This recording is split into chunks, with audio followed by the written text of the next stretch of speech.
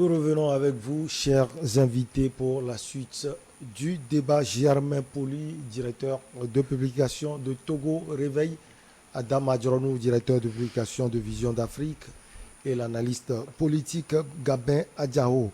En France, la justice a mis en examen au moins 4 enfants de l'ancien président gabonais, Omar Bongo Ondimba, entre ce mois-ci et le mois dernier, dans le dossier dit des biens mal acquis. Ils sont poursuivis pour recel de détournement de fonds publics, corruption active et passive, blanchiment et abus de biens sociaux. Au total, au moins 8 des 54 enfants de l'ancien président du Gabon sont donc poursuivis en France. Gabin Adjao, on parle de Pascaline Bongo, la fille du président du président Omar Bongo.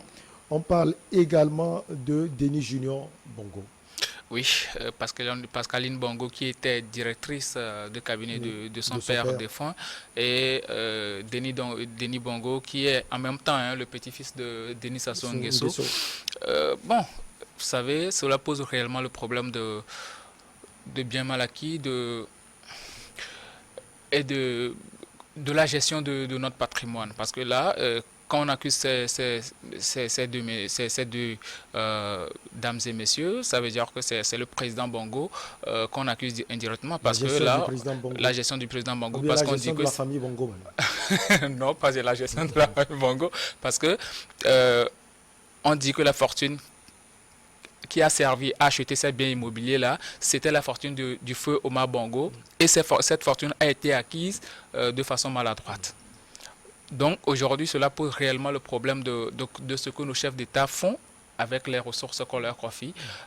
Comment il a fait pour avoir tous ces biens-là jusqu'à ce que ses petits-fils et même ses enfants en profitent. Mais bon, quoi qu'on en dise, vous savez, il y a encore des personnes qui disent que c'est parce que Ali Bongo veut écarter les potentiels obstacles à son fils, à la présidence gabonaise, que bon, il est en train, avec la justice française, de vouloir écarter ses frères et sœurs.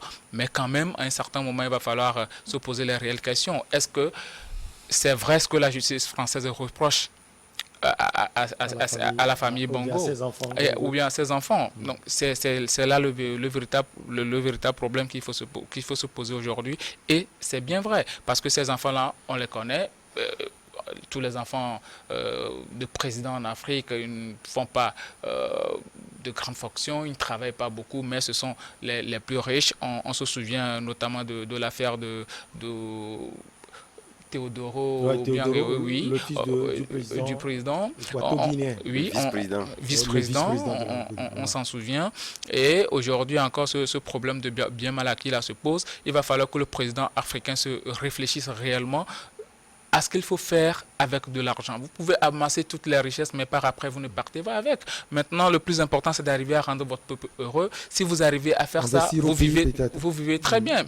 Si vous avez des milliards et que, bon, vous êtes obligé d'investir dans un autre pays au lieu d'investir dans votre propre pays et que par après votre mort ou bien après votre déchéance au niveau du trône présidentiel, on vous accuse de bien mal acquis, on vous met en prison, bien même on saisit vos biens au profit de la métropole. Je pense qu'il va falloir véritablement réfléchir et mettre fin à ce genre de pratique qui ma foi, est une honte véritablement pour l'Afrique.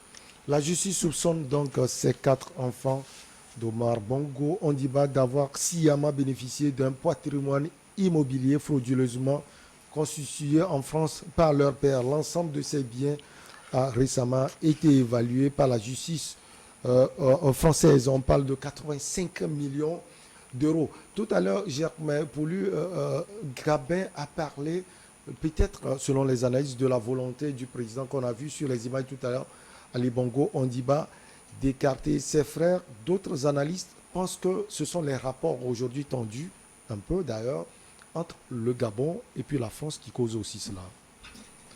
Oh, mais je crois que bon, on peut peut-être tenter de les expliquer comme ça par ces derniers développements, mais n'oublions pas que c'est une affaire qui a vieilli de plus de 15 ans, hein, c'est depuis 2007 que des associations ont porté plainte, et ça concerne essentiellement 5 à 6 pays africains, dont le Congo, Denis Sassou Nguesso, Gabon.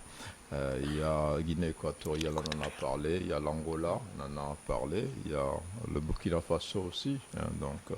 Et puis, on peut même ajouter Djibouti aussi, donc, dans la fille de la présidente. Mais, globalement, au-delà de cette famille de présidents, il y a aussi des personnalités. Quand on prend au Gabon, il y a Jean Ping aussi, qui est indexé.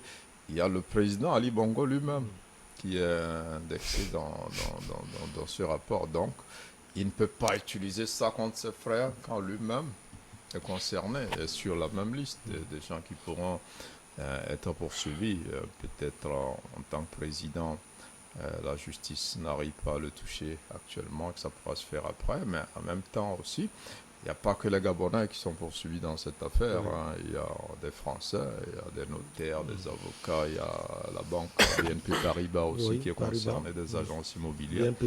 C'est pour dire que c'est des affaires qui sont réveillées par un certain nombre d'ONG qui estiment que les fonds pillés par les dirigeants africains auraient dû servir au développement, et certains sont mis dans ces paradis fiscaux-là, par l'intermédiaire de ces paradis, pour acquérir des biens mobiliers et immobiliers, qui est aujourd'hui la tendance, c'est de ramener ces choux-là dans les pays où ils auraient été détournés, parce qu'on estime simplement que les fonds qui ont servi à l'achat de ces biens-là ne relèvent pas du salaire de ces dirigeants. On estime que dans le cas d'Ali Bongo, il n'a pas pu gagner autant d'argent par son salaire de président pour pouvoir acheter tous ces biens-là qui aujourd'hui sont répartis entre ses enfants.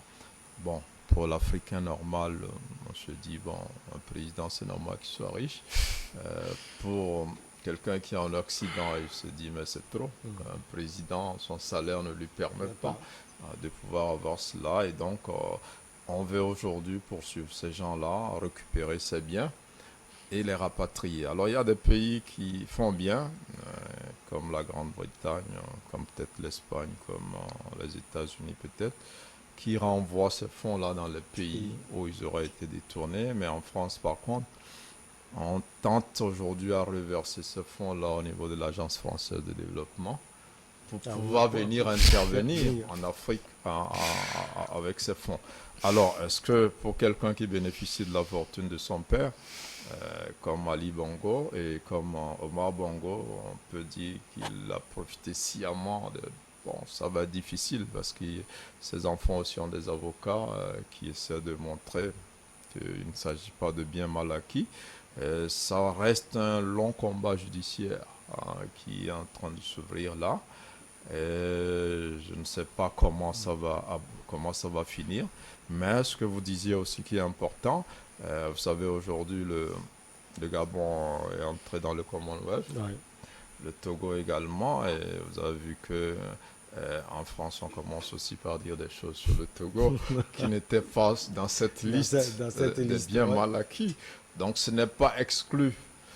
Qu'on parle de biens mal acquis de la famille Gnassingbé, peut-être.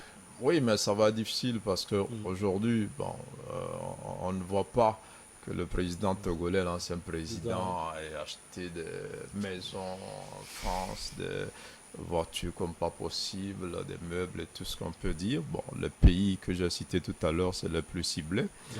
Et les preuves sont là. Voilà. Maintenant, c'est vrai que après, la justice aussi en France est assez instrumentalisée à des fins politiques. On ne le croit pas, mais là aussi, c'est la vérité. Surtout parce que, comme je le disais, Ali Bongo lui-même est sur cette liste.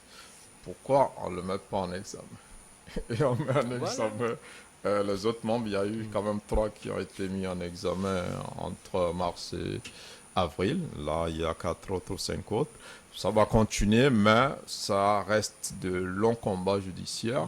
C'est pas sûr que ça va finir aujourd'hui et qu'on puisse prouver qu'effectivement c'est des biens totalement mal acquis et qui doivent être recédés donc au pays. Mais le combat est noble parce que Gabin le disait aussi tout à l'heure.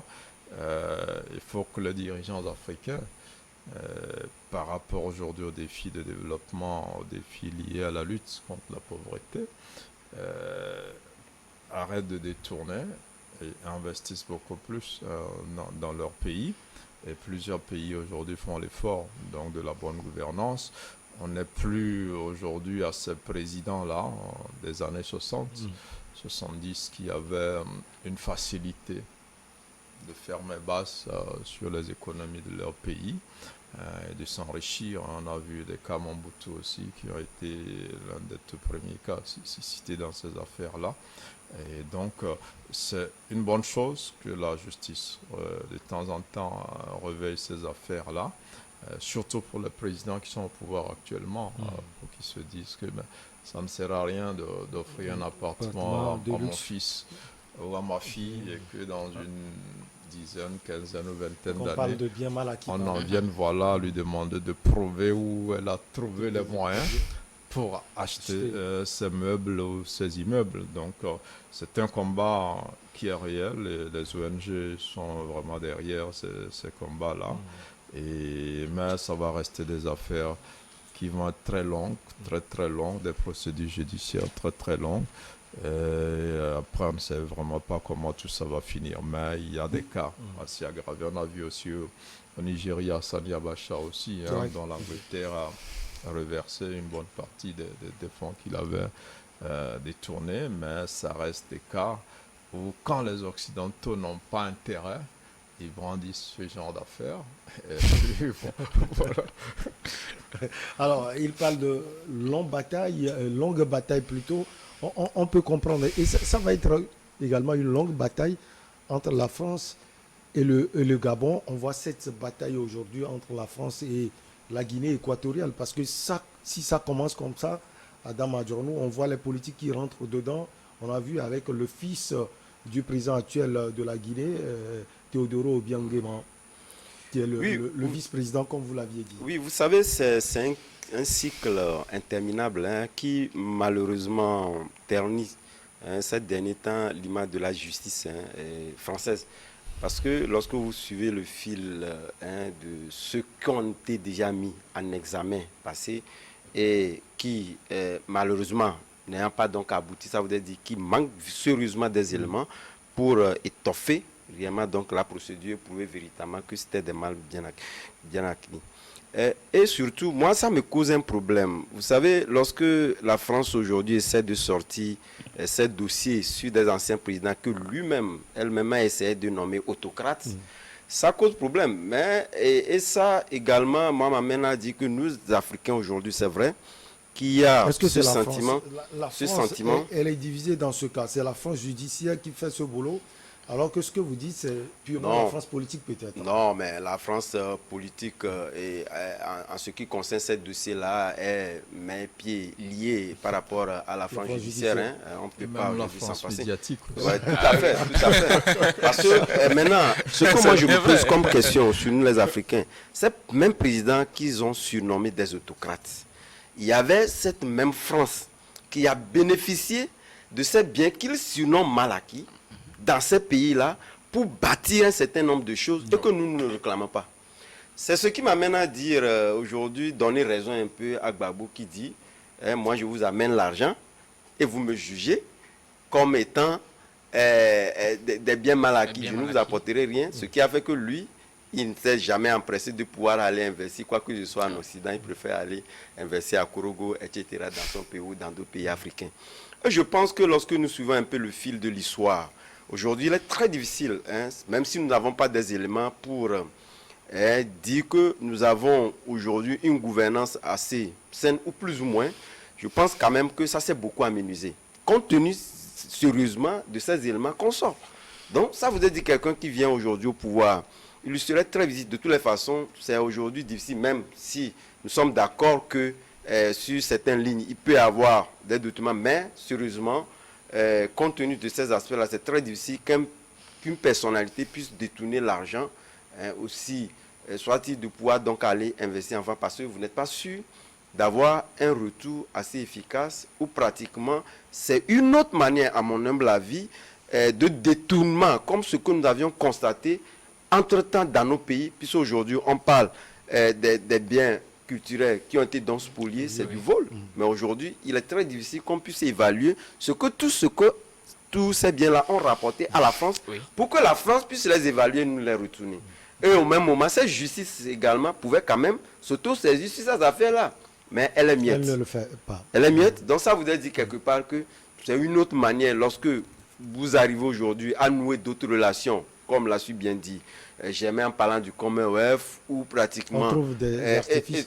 des artifices pour vous coincer. Avant le Gabon, Je je ne pense l'avais que- pas fait, mais ces procédures, elles sont là depuis. Elles sont là depuis, mais elles sont exacerbées ces derniers temps, compte tenu de ces propensions-là, compris ces pays-là. Vous allez constater qu'au niveau du Congo et de l'Angola, même si nous prenons la gouvernance au niveau de l'Angola, c'est le même parti.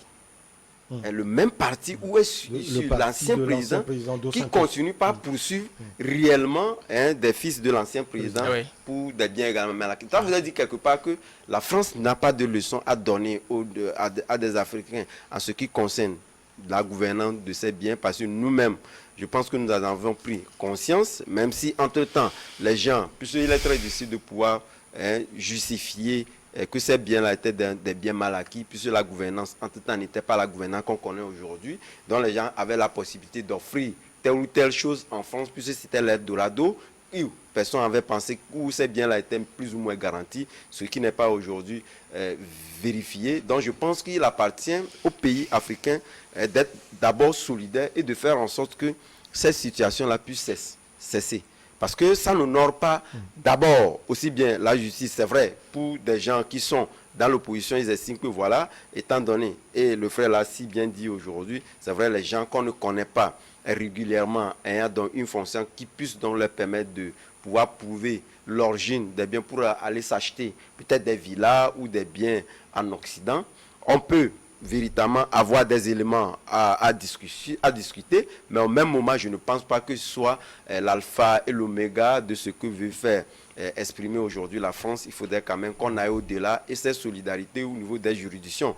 Les juridictions, nous en avons également sur le continent qui peuvent être saisies pour mettre en déroute véritablement ce que est en train de faire la justice française qui, à mon humble avis, si cela n'aboutissait pas dans le bon sens et prouver réellement que ces biens-là sont des biens mal acquis, je pense que c'est cette justice-là qui prendra naturellement un coup. Or, par le passé, on la connaît comme étant une justice où on peut comparer véritablement ce qui est fait en Afrique. Et lorsque nous comparons, on se dit qu'ils sont des démocraties assez célébrées qui peuvent véritablement donner des leçons de justice. Mais aujourd'hui, on voit qu'elle est en train de sortir la queue basse et ça n'honore pas la France. Allez, la petite pause, elle s'impose encore. On revient pour la suite et la fin.